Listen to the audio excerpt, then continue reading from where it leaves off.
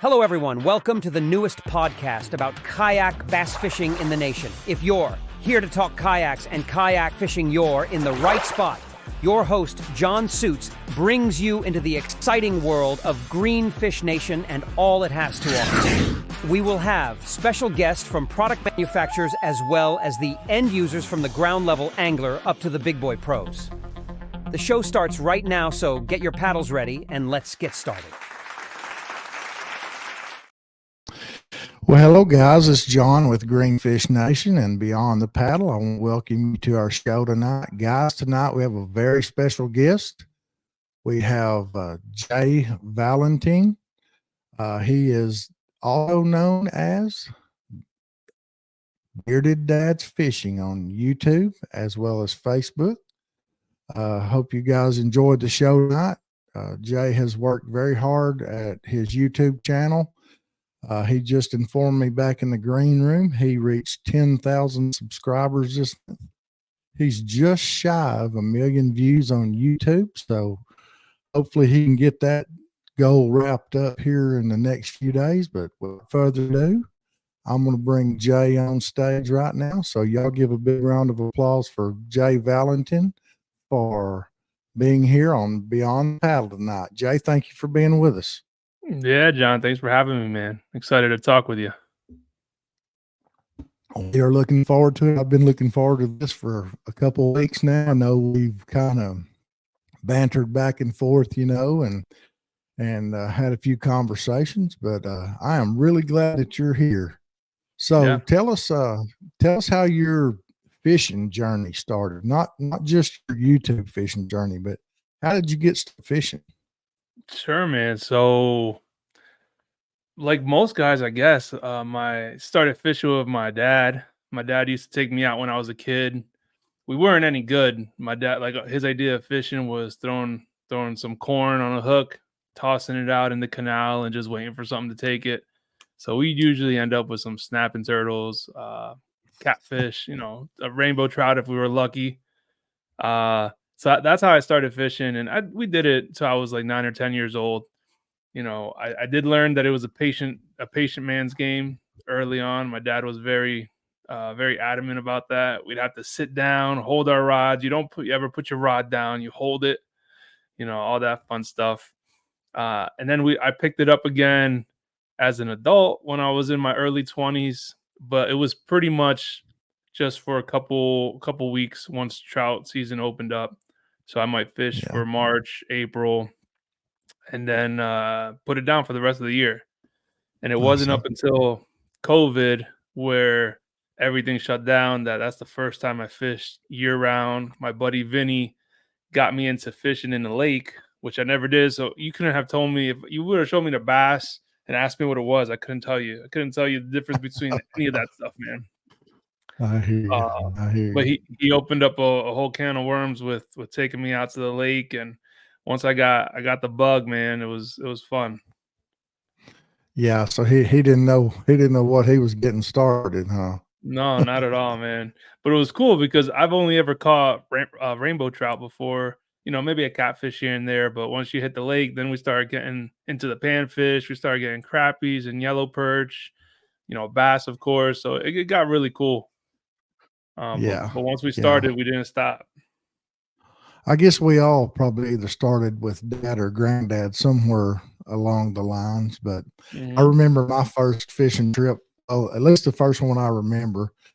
My dad had a friend here, and we have what we call conservation lakes. So if you have a bad wash somewhere, like in your pasture, whatever, the Department of Fish and Game will come in and they'll build a dam and a spillway, and it just keeps everything from downshore from washing away. And of course, they always stock them with catfish and crappie and bass here. And I remember that first trip I went out with my dad and his friend, and he had an old ragged, leaky 10-bottom boat. And I was about 5 years old. And they caught fish all day, and I was scared to death we were going to sink. So I spent most of my time bailing water out of the boat with a coffee can. But you know what? I was hooked because I did get to catch a couple of fish that day. And some of my fondest memories with my dad are from fishing and hunting, but I really enjoy the fishing. You know, it's been my life since I was 5 years old. I was that kid that propped my rod reel up against my mailbox uh, and caught the school bus, and I got it and dropped my books as soon as I got back home, and I was not home till dark. Yeah. No, that's So, awesome, man. yeah. So what made you decide that you wanted to start a YouTube channel? So I did it initially. I started fishing, like I said. So my first year of actual fishing was COVID. The next year is when I got in 2021 is when I got uh, my first kayak, which was an Old Town Sportsman PDL 120. Love that thing, and it was a game changer being able to get off the bank, and I was Yeah, catching all this fish. I was going out, we were catching fish every time, and I told my wife, I was like, man, I'd love to show you, the fish besides these pictures. I was like, maybe I'll get a GoPro or something. So with the sole idea of just recording my catch so I could show my wife. So absolutely. sure enough, she bought me a GoPro for Father's Day, June 2021, and I started catching some fish, catching footage of fish, and I was like, "Oh, that's cool. Let me put." I went to school for video editing, so I went to school for marketing and communications, but I specialized in video, Uh-huh. so it wasn't too hard to edit the videos together. I did a couple, started posting them, and just went on from there. So I went from filming mostly fishing videos to then transitioning as I got more comfortable with the kayak, more comfortable um, with the whole process and the DIY part of kayak fishing. That I started Uh-huh. filming almost like tutorials and setup videos. Like this is how I do Cool. things. This is how I build Right. this. X, Y, and Z. And that's when it started taking off because I was starting to come up with solutions for problems that people were searching on YouTube. Yeah. Yeah. Well, that's good. I've kind of done the same thing. Started out on the bank, and like I told you earlier, went to a two-man bass boat. I didn't really do any filming out of it. Mostly fished out of it and filmed from the bank, and then ended up buying a bass boat. And I've done quite a few videos out of the bass boat, and done tons of videos out of the kayak. I love the kayak far better than I do the bass boat. To me, it's just more personal. I do like it, but and that's pretty awesome. You've reached your 10,000 subscriber mark. Mhm. That's awesome. I'm real proud of you. I know it takes a lot Thanks, of man. hard work and a lot of effort and Yeah. creativeness to do all that. Yeah, no, I appreciate that. It's definitely a milestone. I was waiting Yeah, for a long time to get to that, and it feels good to hit that and kind of then reset and set the next goal up. yeah. Well, speaking of goals, what is your next goals? You care on sharing us Yeah, man, for what sure. you And got by the way, planned that for this year? yeah, absolutely. So I just saw you put up Joe's comment. Joe was on my team last year. We were fishing over in Alabama in Gunnersville for the Knucklehead Uh-huh. Bass Fishing Series. So that guy's a hammer, man. He catches some fish. Well, Yeah. that's Yeah. good. That's awesome. Are they going to do that again this year? Yeah, man. That's the goal. So they had, I think it was 8 team captains and 2 wild card teams. It ended up changing up by the end of the year because a couple captains had to drop out. But all the team captains were YouTubers or online kayak Yeah. fishing influencers. So it was cool, man. We had a blast on there. Yeah, I kind of kept up with it, but like I was telling you earlier, I was kind of in the process of getting my own kayak stuff going, and I didn't have I didn't put forth the effort to go do that. But Thomas White, he's one of my best friends that I've met through kayak fishing, and he's my state representative here in Texas. He fished that knucklehead uh, series last year in Gunnersville. Oh, no kidding. I can't recall what team he was on now for some reason, but anyway, he did qualify and he went and had a great time and said it was really fun, and that's might be something I want to try to emulate in the future. Yeah. I like I said, I'm putting together. I've got it together now, but just different team stuff and all that, and that's a great idea. Yeah. I've So you've got 945,000 total views, man. That's another great thing. Up and coming Yeah. milestone Yeah. of a So million are just right around the corner, you know. yeah, we'll be right there, man. Hopefully in a couple weeks. So it just depends how many. So a lot of those views will end up coming. Like people can rack up views quick now because of the YouTube Shorts. So Yeah, that's something I haven't quite nailed down. I got shorts. I put up shorts, maybe once a week or once every 2 weeks or something like that. But yeah, the real disciplined folks, they'll put one up a day, and you yeah. you can get those views up pretty quick, man. But I really love like the long form videos, what I really enjoy doing. So that's why it's been hard for me to rack up the discipline to put up all those shorts. Yeah, I like building mine, like you said, on the long form stuff. I talked with Alex. I'm not gonna try to butcher his name, Fulgera the Yeah, other yeah. day. And he and I talked about that and, the shorts. I mean, if you want to get quick views and all that, the way to go is the shorts. I do put up shorts occasionally, but I'm bad.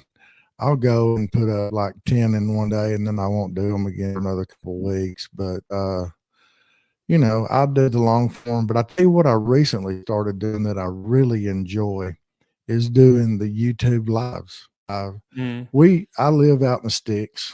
Um, we just got 5G internet here, just really in the last 6 months, and so my YouTube streaming is like a rocket ship what it used to be. mm, So I started doing a lot of I say a lot. I've done 3 or 4 of the YouTube lives, and I really enjoy that because to me it shows people, whether you're having a good day fishing or a bad day fishing, what fishing's really like.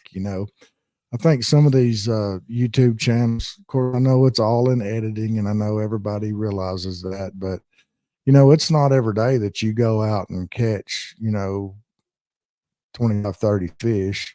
Some days you just catch 1 or 2. And there's a lot of downtime in between that. But I think as creators, that's where we have to be disciplined mm-hmm. to not bore people with those days, you know what I mean? But it's the live seems to be uh going pretty good so Yeah, far and from what I some can people tell. can they're fun, especially once you got your audience wants to see you out there because it's cool to do like videos about fishing or videos like I do where Right. I'm showing setup and the background stuff, but actually being out there, even if you're not catching fish, you can still drop some knowledge.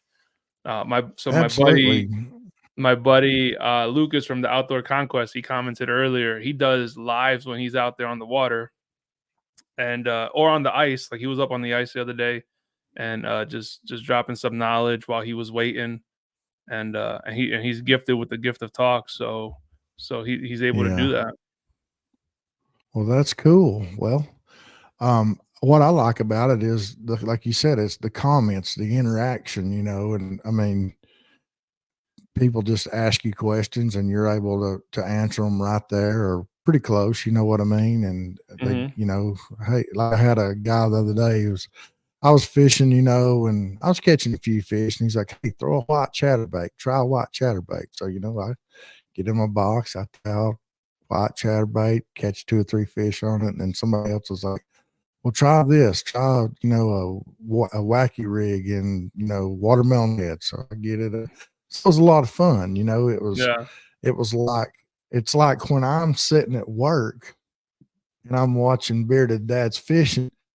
That's my fishing that day, you know what I mean? So it was Hmm. it was cool because, maybe they were unable to go fishing that day, but I could bring along with me. You know what I mean? So it was pretty cool. So have you Yeah. done any of the live stuff? And you should give it a So try. It's pretty good just stuff. yeah, so I just started not live on the water, but I did do I just started the podcast called the Yak Chat, and I'm doing that with a couple of my buddies. So Lucas from the Outdoor Conquest, Brian, also known as the Michigan Fisherman. They're both on YouTube, and they're both from Michigan, Yeah. so they fish out in Lake St. Clair a lot up north. And then my buddy Juan from Cap and Hooks, and he's out. He's actually out my way. He lives in the town right over from me. Yeah. So I do it with those guys, and we've done 2 episodes so far, and we're kind of running it on a bi-weekly basis for now. But Hmm. we're lining up some guests.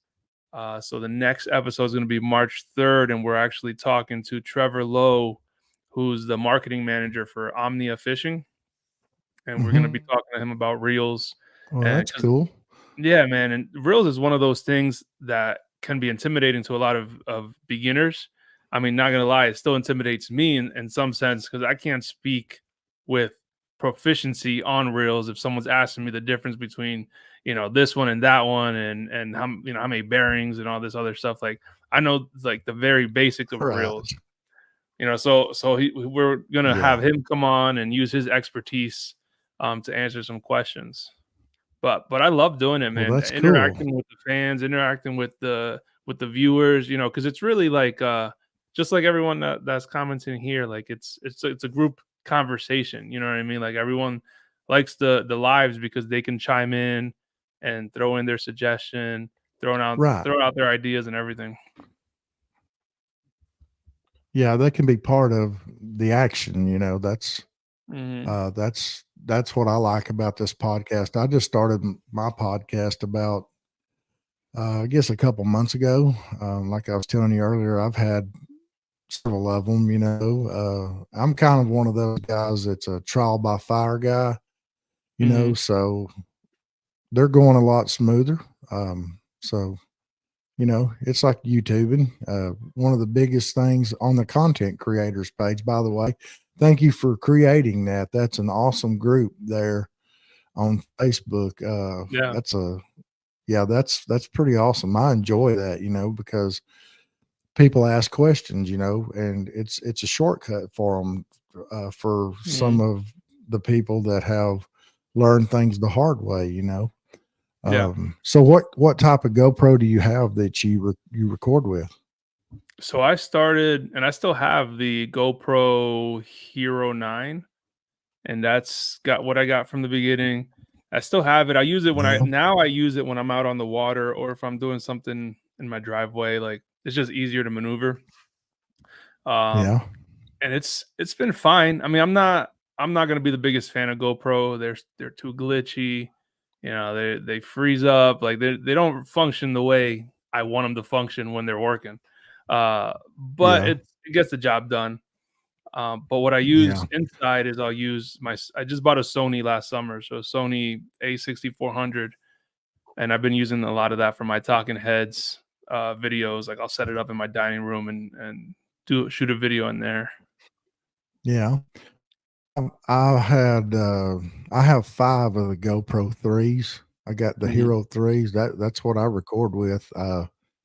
But it gets hotter than blazes down here in Texas in the summer, so I kept having issues with the batteries overheating. Mm. So I got on Amazon and I need to figure this out. So I bought those little things that go in the back that have a cord that comes off of them.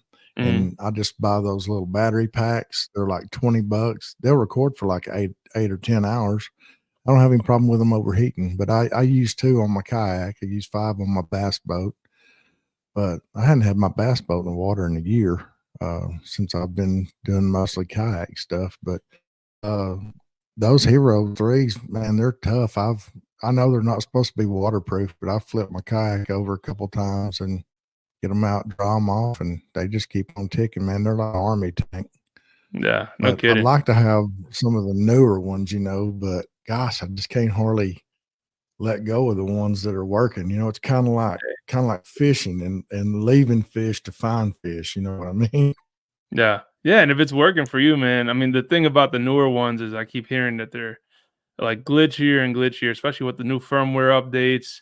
So, I mean, I kind of figure out a spot where my GoPro works for me when I need it to, but I mean, it Right. overheats all the time.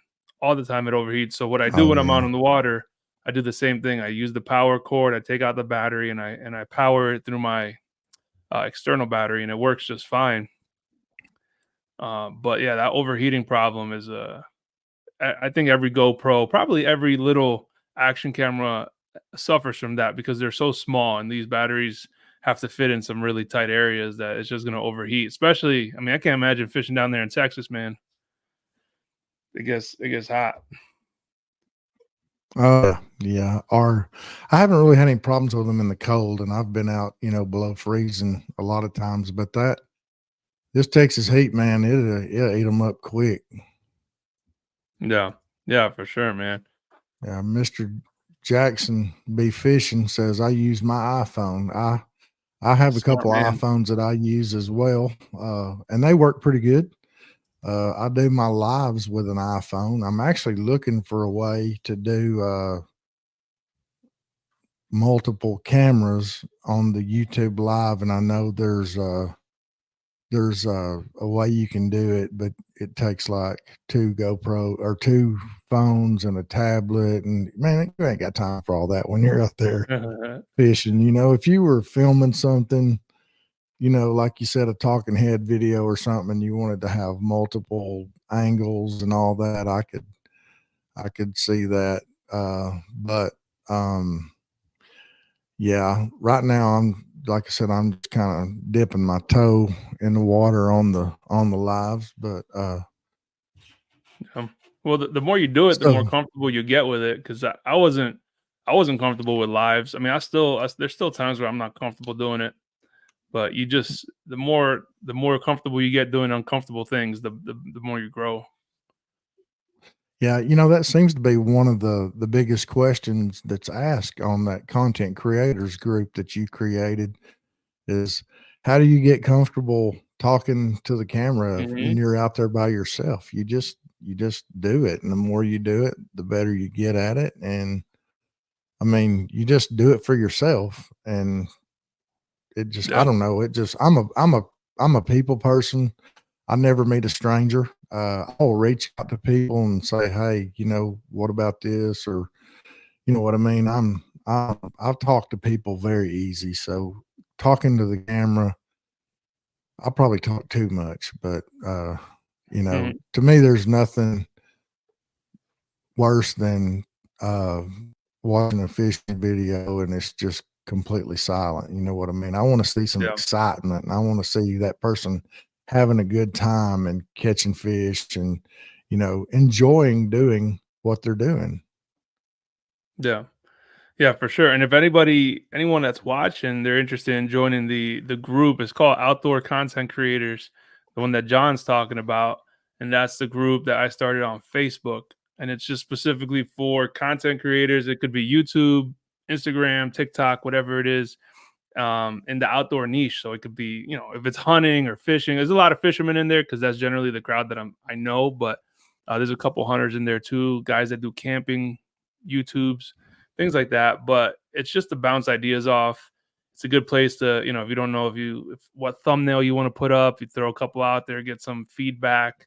It's not a sub for sub group where people subscribe to each other just to do it. But it's a good place to kind of gather that information, especially when you're starting off and you're kind of developing a sense of how YouTube works, because it could be very complicated for someone that doesn't know what's going on. Yeah. Yeah, I really enjoyed. I was man when that thing popped up. I was like, man, that's awesome. I'm glad. So, well, do you have a dad joke for us tonight? Oh man, so I got to come up with one on the fly. Okay. Oh yeah, Jack said that I missed the first dad joke. So probably Right. my favorite dad joke, and I'll say that one because I remember it, is my daughter came to me and brought it to me, and it amused me. She said, "Why do birds fly south for the winter?" I said, "Why?" She's like, "'Cause it's too far to walk." And that's Right. one of my that's one of my favorite dad jokes. Oh, that's awesome. That's awesome. Yeah, man. So we have on my podcast, we just started it, but we're gonna start doing a segment at the end so people can submit their dad jokes throughout the day, like in the comments as we're doing Oh, that's cool. the podcast. They'll submit their dad jokes and I pin them, and at the end we'll do a segment called "Funny or Crummy," and then we'll read them out and take a vote to see if they were good or not. That's pretty cool. That's a good idea. That's a good idea. Yeah, everybody likes dad jokes. Well, do you have any questions for me? Yeah, man. So, how'd you get into the tournament scene? So, I know you said you started Greenfish Nation just last year. Like we were talking about Yeah. that before the show started. So, what's the Yeah. background? What made you want to start a trail? So I'm a paramedic by trade, and I have a lot of downtime. And actually, I've fished bass boat tournaments my whole life. Since I can remember, I've been tournament fishing. I fished before there was ever a high school bass fishing association, but I fished tournaments with my neighbor down the street. He was a little older than me. But anyway, long story short, my paramedic partner and I, we were tournament partners, and we were like, we gotta get a way to get out of this EMS thing, because EMS it's not a physically hard job. It can be a mentally hard job. Mhm. Uh, and we were just kind of looking for a way to where we could do more fishing than stretcher fetching. You know what I mean? So we kind of come up with the name Greenfish Nation, and we decided we were going to pull lures, we were going to build rods, and a couple of years went by and we really done nothing with it. And like I was telling you earlier, I have a lot of downtime even at work. So I started my YouTube channel, Bass Fishing with Greenfish Nation. And I kind of went along the same lines you do, tutorials, some bank fishing, some boat fishing, and then I got into the kayak fishing and I just fell in love with it. And it was really kind of a social experiment, the whole kayak thing, because I was like, wonder how many people in Texas are really interested in kayak fishing. Because a lot of times I would go out to the lake, and I'd see maybe one kayak, so I was like, I wonder how big this thing really is, which I knew Mhm. there was a lot of groups like KBF and the BASS kayak series and Bass and all those, but we don't have a lot of those here in Texas.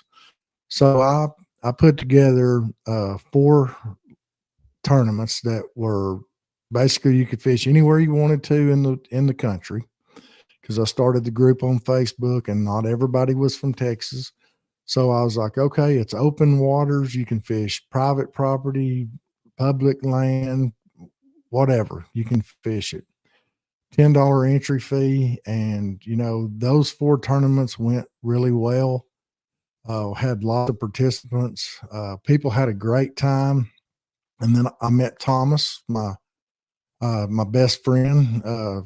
And we just kind of thought, hey, I think there was a trail here in Texas for a while, and it kind of went away for, I'm not real sure why, but it kind of went away. And so we put together a trail, and then of course, like I said, I've got 740 people that are fishing with us, and they're from California to New York. And they would be like, well, hey, I'll run a trail in my state, so that just kind of evolved into several different state trails. And then we do the monthly regional thing where you can fish at your convenience for 30 days and your top 5 fish count. We have a point system, and we're actually doing a national championship in October, and it'll be in Texas at Caddo Lake, but it will Okay. rotate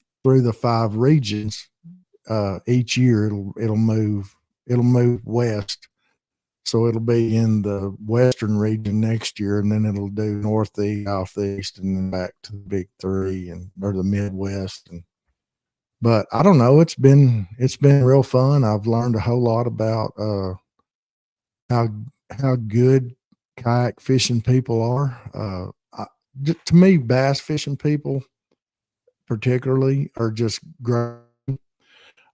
The kayak fishing community is a whole different ball game. Uh, I really 100% enjoy agree. it. You know what I mean? It's like, you can go out in any lake. Uh, I know about Texas. I can't speak for the rest of the country, but I fished at a lot of different states. But you can go out and you can find some guys that are have really big egos. I'll just put it that way.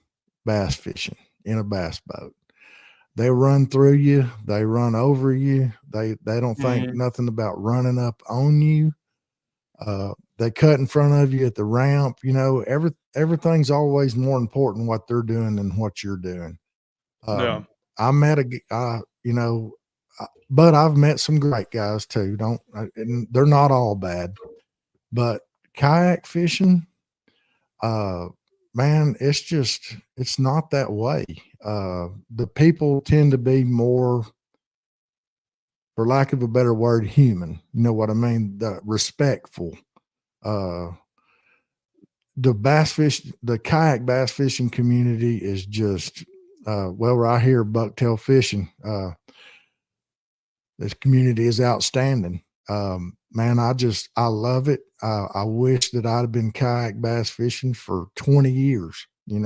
I haven't, Yeah. but it's just great. And, I have always, my entire life, wanted to do something, not necessarily to make a living at, but I wanted to do something for the bass fishing community. Does that make sense? Yeah.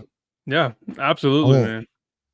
yeah, but that's kind of how I got started in the kayak thing. And it just kind of was like a snowball that rolling downhill. Of course, we've had our little speed bumps and we'll have more. I just try to be open with people and Yeah. just do the best I can. And if I run across a problem, try to fix it. And I laugh at Thomas all the time because one when I've done this, I was like, this is our group, not my group, but our group, everybody that's involved in it. And he would tell me these kind of off to the side comments. He'd say, well, you're gonna have to take ownership of this thing one of these days, right? It's not really, you're gonna have to take ownership of it. And I was like, oh yeah. And then I would have to take ownership. And then he'd say, well, we're going to have like a challenges, discrepancies committee one of these days. Well, then we ran into an issue where we needed that. And sure enough, he's been doing it a lot longer than I have, the kayak thing, and he knows kayak people a lot better than I do. But I Yeah. will say that kayak people are a finicky breed, but they're a good breed of people. Yeah. No, I completely So, agree that the kayak fishing community is special, man. And that's one thing that my favorite thing that's come out of me getting involved in YouTube and is meeting all the people that I've met, being able to connect with people that love kayak fishing. And there's just something about kayak anglers that makes them want to attract all the time. You can go out on the water and there's if there's a dozen other fishermen and they're in bass boats, the one guy in the kayak, you go by him, it's almost always at the very least like a head nod or what's up, man. And absolutely. there's not so much egos involved for the most part Yeah. when it comes to kayak anglers. But one of my best friends, I met him through the YouTube channel. He ended up living in Bethlehem, which is, a couple miles down the road from me. We got together and we fished together. What I mean? He showed me how to outfit my kayak and get my yak power stuff set up, you know. And all my other buddies too that I got, either if I didn't know them already, we connected and got a stronger bond over Right. fishing. But even bucktail fishing, Corey, I met him down in Alabama in November, like officially. he only lives a couple hours away from me. So Yeah. we were supposed to get together last month for a local bass show, and I couldn't make it, unfortunately. But that's not going to be the only time. We'll link up, and it's just really cool to be involved in the community, and everyone has that hunger for community in the bass fishing arena. Yeah. I don't know. It's just, I knew immediately when I got into it that, man, this is the breed of people that I need to be with. They're competitive, very, very competitive. And I was a competitive field trial trainer before I became a paramedic. I trained field Mhm. trial and hunt test retrievers and was very good at it. But, man, the people's what kind of drove me away from it, Yeah. Uh, I just, and that's another thing I like about the kayak is, you can be by yourself, but it's like you say, you never pass another kayak angler without, I mean, it's not just a head nod or a, hey, it's like you go and you talk to each other. Hey man, how's your day going? Have you caught anything, how the fish biting, or, hey, I caught some in that creek back up there, or, Mhm. it's a lot more personable. I don't know if it's because you're so close to the water or what Yeah. it is, you know what I mean? So, Yeah. It's I almost really enjoy it. I love it. like kayak anglers looking out for one another. Absolutely. Yeah. So, Yeah. No, well, it's so been are you fun. doing I love any, it. yeah, are you doing any tournaments this year other than the knucklehead stuff? Are you fishing any monthly type stuff or? So I'll be fishing. So we have a trail up here called Slay Nation, and Slay Nation is Mhm. actually in, I don't know, I want to say 13 states or something, mostly in the East Coast, if I recall. Uh, Yeah. but I'll be fishing some of their trails in Pennsylvania, as well as I'm hoping to fish a couple in New York because I love fishing New York. I mean, Pennsylvania is where I'm from, but New York has some of the best waters I've ever fished, man. The Finger Lake region in New York. I don't Yeah. know. You're down in Texas, so I don't know if you've ever been up here for the Finger Lakes. It's a couple hours from me, but it's the most like beautiful place you can ever picture fishing. And the Yeah. fish there are gorgeous, man. They're just great. That's Lots of awesome. variety. Yeah. Yeah. So I'll be yeah. Go ahead. No, so I'll be fishing Slay Nation in New York and Pennsylvania. The Knucklehead bass fishing series, of course. I am playing with the idea of doing an online of hosting an online tournament Hmm. this year. So I'll get together with you at some point so you can give me some pointers. I want to use it to Okay. raise funds for a local organization that I work closely with out here that benefits foster children and foster families. Well, that's cool. That's cool. Yeah. So I don't mean to interrupt you, but I've got a banner going across the bottom of the screen right now. I want to mention that right quick, but, Sure. I don't know how far the word is spread, but here in Texas, we have high school bass fishing as an elective sport, just like football or whatever. But a couple of weekends ago, we had a young man, 17 years old, named Kel Robinson, had the best day of his life bass fishing.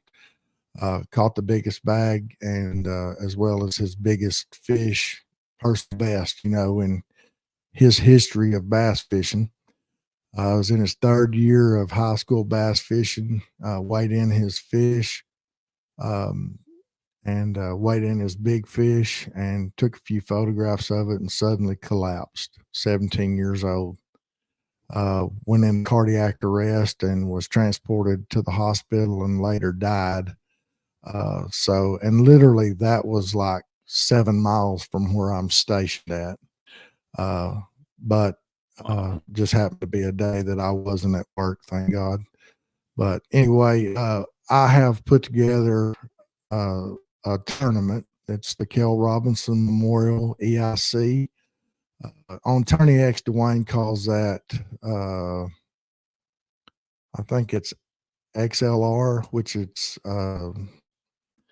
basically EIC stands for every inch counts. So there's no minimum length. Every fish you catch counts towards your inches, and there's a total inches. The tournament starts on February the 24th at 6:30 a.m., goes through March the 2nd at 6:30 p.m. So that Hmm. gives everybody 2 Saturdays to fish. Anyway, the entry fees are $50 for entering, and if you want to enter the big bass pot, it's 25. There'll be no payout on this tournament. Everything that we raise will go to the Robinson family. I done a little video yesterday on it over on Greenfish Nation Kayak Tournament Trails series and challenge pages on Facebook. But I lost my wife when I was 39. She was 34. So I know what it's like to lose a loved one unexpectedly, and how hard it is to get over that. Fortunately, God put another great woman in my life. We've been married for 15 years and have 2 kids, but I believe that's how he got me over that hump. But anyway, I just wanted to mention this tournament. You can fish anywhere in the United States and enter your fish. If any of you guys that are out there listening tonight are listening here in the next few days, if y'all want to do that, it's on Tourney X. It's under Kel Robinson Memorial Tournament. So if anybody wants to fish that, I've had several guys, say, "Hey, I can't fish, but I want to support the tournament, so I'm gonna pay my entry fee." So, but anyway, so that's a great deal, though. You're talking about supporting you said a foster children type deal. Yeah. Yeah, and thank you for sharing that, man. I just read that story about Kale Robinson, and that's terrible. That's terrible, man. So it's nice Yeah, to be able to do that that tournament to raise some funds for his family. And I've seen so many kayak trails do like these benefit / memorial series, and I think it's an awesome way to really raise funds, and the anglers really care. You know what I mean? So absolutely, and that's what absolutely. and that's why I said I want to do this. It just kind of dawned on me a couple weeks ago as I was driving that knowing the amount of people that I know in the kayak fishing community and how everyone's always so eager to lend a hand, that's what I want to do. We have a organization out this way in the Lehigh Valley called the Kindness Project, and what they do is they benefit foster families, so families that are a resource for foster children. The children from the foster system are placed in these families. Many times we were fostered, my wife and we fostered for 6 years, 7 different kids over that course of time. And a lot of times they were just placed in our home with maybe an hour's notice. Sometimes they'd come Yeah, with, a garbage bag worth of clothes. Sometimes they'd come with a diaper and a blanket and half a can of formula, and that's it. So first thing you got to yeah, do is run over to Walmart if they're open, if it's not 12 o'clock at night, and we ended up having to buy everything that we needed for this child. So this organization, what they do is they step in and they provide all those type of necessities for whatever child you get in your home. So whether it's clothing or shoes or diapers or formula, car seats, things like that. yeah. Uh, so the foster community is close to our heart because of our story. And when I start this, eventually I'm hoping towards the end of the year, we'll do an online tournament to kind of benefit that. Well, that's cool. If I can help you in any way, you be sure and reach out to me. I know you have a lot of great resources, and but I'd be honored to help you with that if I can. That would be my Yeah. pleasure to No, do. I appreciate that, John. Thank you. Yeah, Yeah, for sure, but man. well, do you have anything else? We've been on about 45 minutes now. When's your next podcast going to be? And tell us So a little bit about that. sure. So we started it's called the Yak Chat. And it's hosted on my channel as well as a couple other of my buddies. So it's called the Yak Chat, and I have my buddy Juan, Lucas, and Brian on there, and we talk about all things kayak fishing. So we talking about, like last week we did choosing the right kayak. Next week we're gonna be talking about reels with Trevor Lowe. We're hoping that the following episode, so we're running it on an every 2 week basis. We're trying to get New Canoe to Yeah. come on to talk to us about their brand new unlimited U10, which is I their heard about that. 10-foot Yeah. kayak. That thing looks nice, man. It's basically a carbon copy of the unlimited, except they shorten it up to about 10 foot 10 inches. Yeah. So the Yak Chat, there's plenty of podcasts out there that focus on kayak fishing tournaments, kayak fishing pros, some bait, and lure technique type of stuff. We just want to talk kayaks. We want to talk, uh, everything that fishermen, whether beginner, intermediate, or expert level, want to talk about. And so we take Right. ideas every show. We answer questions. We make it super interactive, because that's kind of the benefit of having these live streams, is that you can hear what the viewers are saying and what they're asking. So we're running the Yak Chat every 2 weeks, Sunday night at 8 o'clock Eastern time. Okay. So we have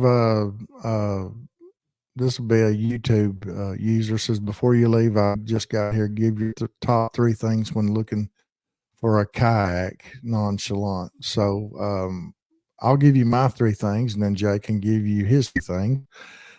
Number 1, I think you need to know what type of water you're going to be fishing. Are you going to be fishing small lakes and ponds? Are you going to be fishing rivers? Are you going to be fishing the Great Lakes? So water is important to me, what I'm going to be fishing. The next thing is I think, because I'm a big guy, I'm 300 pounds and I'm 6'7". I want something that I can stand up in. So stability, that's very important to me. And really the third thing to me is the seat, man. That's, to me, that's a very important thing for me, because like I said, I was telling Jay earlier, I'm 6'7", weigh 300 pounds. I'm 53 years old. I can't stand up all day. My knees won't allow it. So I need something that's going to be comfortable for me to sit in. Those are my 3 things that I look for when I'm looking for a kayak, because I know I can rig one out however I want to. Mhm. I mean, pretty much every mid-level and up kayak is modifiable. You know what I mean? So Dave, what's your 3 top things that you look for? So in an attempt to not copy you, because those are 3 that your response was perfect. All 3 of those are right there, dude. I'm a big guy. I want to be stable, you know, and I want those features. So my 3, I would say that this is going to be top 6, because your top 3 are Okay. are perfect. What I would add to that um is storage. So I want to look for storage space. Yep. Right. So not all kayaks are built equally. So if you're going to get a smaller kayak, you're going to get smaller storage. But even if you're comparing apples to apples uh with the same size kayaks, some of them have much smaller tank wells in the stern. Some of them don't have good good storage on the hatch. Like they don't have a front hatch on a kayak, and they don't have anywhere to really keep your tackle. So you need plenty of space when you're kayak fishing. I like to bring a lot of stuff with me. Like usually I'll bring my big crate, I'll bring my lunch box, a cooler, whatever, extra battery. For a long day on the water, you want to be prepared. So Right. storage. The next thing I look for is, for me personally, I'm looking for something that's pedal powered, pedal or powered. So I'm not interested in paddling anything. Uh, and then lastly are the features. So some kayaks out there are going to have more angler oriented features, even though they're all fishing kayaks. You know what I mean? Like they're not all going to have the same features. So something that has rails. If you can get something with a abundance of rails that you don't have to add yourself, even better. Something that has flush mounted rod holders, maybe horizontal rod storage, if you get one with, there's few that have those, but you can always add that on as well. So I would just say the storage, the pedal or the powered, and the features, because there's a lot of good features out there on kayaks, but you're not going to get them all at a certain price point. You're not going to get some of Right. those $4,000 price point features in a $2,000 kayak. So speaking of kayaks, tell everybody what you're fishing out of, and some of the, or just tell us what modifications you've made to it. Sure. So I'm fishing out of an Old Town Autopilot 136. Originally started in my Old Town Sportsman PDL 120. So I started with the 12-foot kayak, and that's kind of where I cut my teeth with the modifications, because almost every modification I have on that kayak, I copied it into my Autopilot. I have it. I'm trying to think.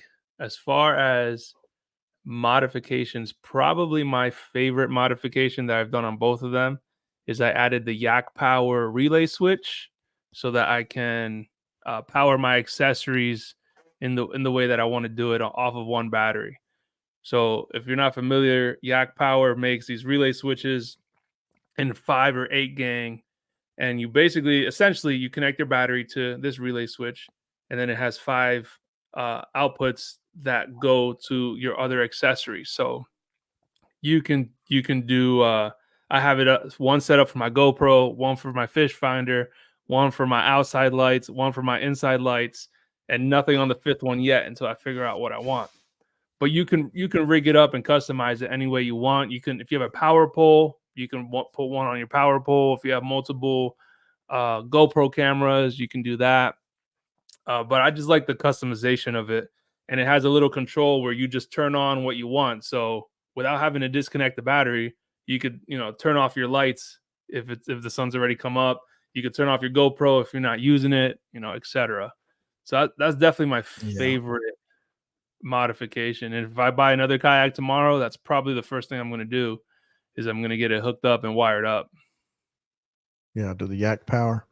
Yeah. Yeah. So Yak Power. I'm fishing out of that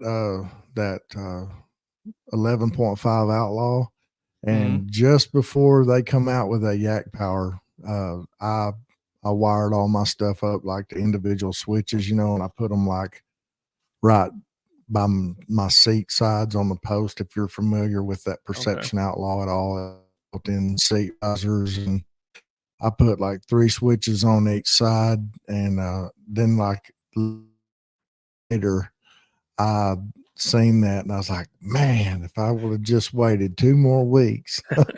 So I've got another one that I haven't started modifying yet for my son, but I'm going to put the Yak Power on it for him. So it'll be a Okay. little smoother, but it works for me. But yeah, Yeah.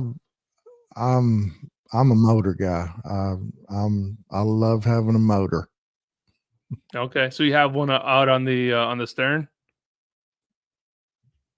I have I started out with a Minn Kota 30-pound, Okay. but I moved up to a port Nice.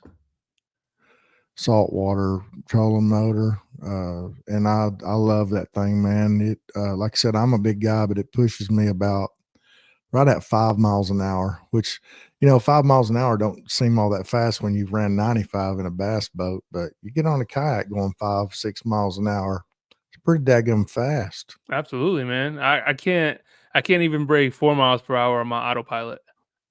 So 5 is Oh really yeah. good, man. That's probably my biggest qualm with the autopilot is the fact that it only is available in a 45-pound thrust motor. If I Oh think they yeah. should either make a 55-pound thrust option, or even better is a 24-volt option, so you can really juice it up. Yeah. Yeah, the one I'm running is the 62-pound, and it's on a 12-volt system, but I'd love to have that Newport 300, Oh my but gosh. I just, man, that thing's nice, but maybe one of Mhm. these days when I get a bigger boat, and Uh, like you said, storage is an issue, which the Outlaw has some areas that I don't really use. I don't do much on the bow of it, just because I don't walk around on it very good. So I don't try to steal a lot of stuff out of my reach, but I will put my lunch box up there, like you said, or maybe my rain gear and stuff like that. And that way, if I need it, I can always paddle over to the bank or motor over to the bank and get what I need there. But Yeah, it'd be awesome if you could reach everything without Yeah. having to get up or take more than 1 or 2 steps, but Yeah. yeah, and you got a trailer recently, right? Yeah. So last season was my first time in the trailer. And it's a Harbor Freight, one of the folding Harbor Freight trailers, 4x8. Mhm. And that thing has been perfect. So it's a little bit shorter than I'd like as far as for ease of backing up. So I have a Suburban, which is a really long SUV. So the Mhm. Suburban's Yep, like we do twice as too. long almost of the trailer. So whenever you're backing that thing up, it wants to, no matter what, you little turn of the wheel, that thing's just flipping all the way. So it's Oh, yeah. yeah, so it's windy, but it works. I mean, it does fine. You get used to kind of backing up a little trailer that wants to keep moving on you all the time. But it's a game Yeah. changer having a Yeah, trailer. it's like you move an inch and it moves 10 foot. Oh my gosh. Yeah. Yeah, so you Yeah. gotta get used So to I the I little one. yeah, I built myself a kayak trailer.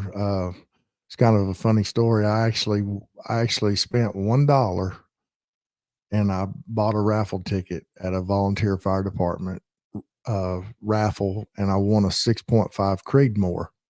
Well, I've had it in the closet for 4 or 5 years. I never even like opened the thing up, you know.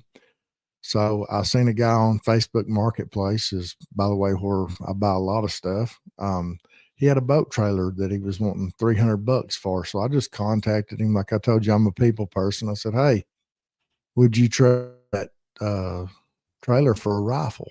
And he goes, no, I don't think so. You know, so I just kind of wrote it off and kept on looking. Well, he called me a couple of days later and he said, I've thought about it. I think I might be interested in doing that. So anyway, long story short, traded him a rifle that I won for $1, got a boat trailer That's and a good trade, stripped all the man. bunks off of it and went down to the shop. And yeah, man, I thought it was a pretty good deal, but I think the most expensive thing that I've spent on it was I bought 2 of the ends that go on your PVC caps for your Mhm. rod storage. That was, that was what I spent the most on. Okay. Need to put some uprights on my Ecolite so I can see where it's going. Yeah, that was another thing I did on mine was I put, on my rod storage, it has like a T, it comes up out of the middle, got 2 kayaks, then it comes up out of the middle, and then it has a T-bar.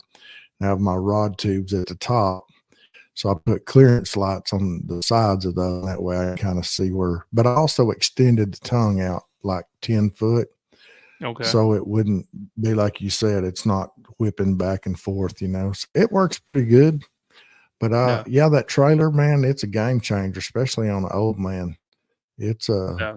I've I've loaded that thing up in the back of my truck quite a few times, and with everything on it, and I'm like, golly, man, I'm out of breath, but it sure is nice to pull over to the side at the boat ramp, and, put all your stuff on there, put your rods in there and everything, and just back that dude in the water, pull it up on Mhm. the bank, get out of everybody's way, go park your vehicle, and just step off in your kayak and just troll off into the wild blue yonder. That's right, man. Yeah, it's nice because I spent 2 years lugging around the back of my pickup truck and, taking it off, putting it on, strapping it down, loading it up, wheeling it over. I mean, it's fine, and that's the cool thing that you can do that with a kayak, but it's great to be able to just, stage your kayak and then just Yes. drop it in the water. Yeah. So, well, man, you got anything else? I have really, really enjoyed talking with you. It's good to, I mean, like I said, we've talked over Facebook, and I've watched your channel for a while now, and it's always good to have a conversation, and even though Mhm. it's not in person, but it's a little closer than it's ever been. We got a couple more Yeah. comments. Let's see what we got going on. Yeah, absolutely, man. No, I appreciate it, and it was definitely fun, man. It's funny you hit me up a couple. Well, we talked maybe a couple months ago, and this was exactly our Yeah. topic was like podcasts. We connected. Yeah. I think we connected through the creators page. We did. Uh, I was on Bearded Dad's Fishing for a while on the Facebook page, mm, and then my Facebook account got hacked and it wiped out. Like I'd had that thing since 2009, and they like deleted my whole account. I like lost all my pictures and all my friends and oh all that wow. stuff. And then, of course, I was in a bunch of groups, but anyway, I joined it back again, and the content group. But yeah, that's kind of how we got hooked up on this. Yeah. No, for sure, man. Yeah, it's cool. I appreciate it. And it was a good time, man. We'll definitely have to do it again. I'll have you come on Yeah, to the Yak Chat absolutely. at some point.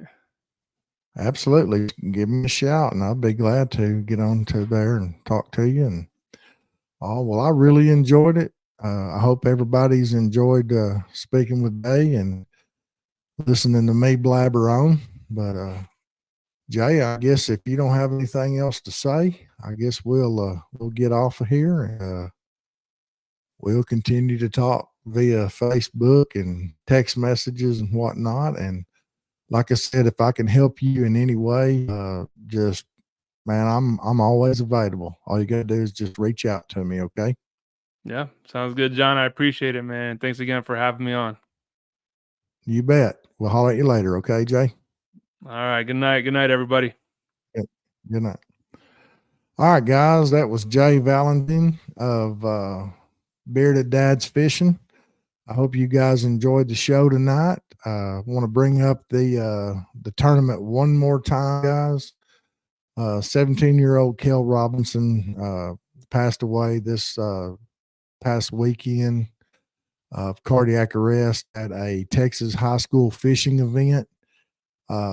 He unexpectedly uh, just dropped at a weigh-in. It's not something that you think of a 17-year-old would just suddenly pass away from cardiac arrest for no particular reason. But at Greenfish Nation, we have set up a memorial tournament that's available on Tourney X under Kel Robinson Memorial. It is an every inch counts tournament, starts February 24th through March the 2nd. You can fish anywhere you want to, enter your fish. All proceeds from this tournament will go to the Robinson family. So if you feel that the good Lord is leading you to do that, I would really appreciate it. And I know ultimately the Robinson family will appreciate a little bit of financial relief from the fishing community. I guess that's about all I've got to say tonight. Just be sure and check us out over at Greenfish Nation Kayak Tournament Series and Trails. If you are a kayak fisherman and you like a good challenge, we got some pretty good anglers over there. Right now, the Big Three region for the month is being led with 105 inches. So that tells you the quality of fishermen that we have here at Greenfish Nation. I think they finished up with 102 inches last month. So we do have some hammers here. We would love to invite you guys to come out and fish with sometimes. We have several opportunities. We have several state trails, as you can see here. We have regional monthly circuits as well. That are there. Upcoming special guest, we are going to have Ethan Jett on February the 27th. We would love to have you guys jump on here and we'll talk with Ethan. You guys can ask questions as always. On March the 4th, we're going to have the Bearded Paddler. He'll be here at 8 p.m. Central Time. And one of the very first YouTube channels that I ever watched about fishing was by a young man here in East Texas named Eddie. And he has a very good YouTube channel called Texas Reelin'. You cannot go wrong watching that show if you like to fish from the bank, a boat, a kayak. Man, Eddie does it all. He does product reviews. He mostly does fishing. He also has a podcast. So you guys check Eddie out, check Ethan out, and check the Bearded Paddler out. Also, don't forget, slide on over to Jay's channel, give him a subscribe, and let's get those total views up past 1 million for him, guys. We can all do that together. I can be found at Bass Fishing with Greenfish Nation on YouTube. So until next time, guys, I'm John with Greenfish Nation, and I want to wish each and every one of you tight lines. Thank you again for joining our podcast. We appreciate your continued support. Don't forget to subscribe to us on YouTube at Bass Fishing with Greenfish Nation. Check us out on Facebook at the group Greenfish Nation Kayak Tournament Series, Trails and Challenges. We can also be found on Twitter, Instagram, and TikTok under the handle Greenfish Nation. Thanks again, and until next time, I'm John, and I want to wish you tight lines, guys.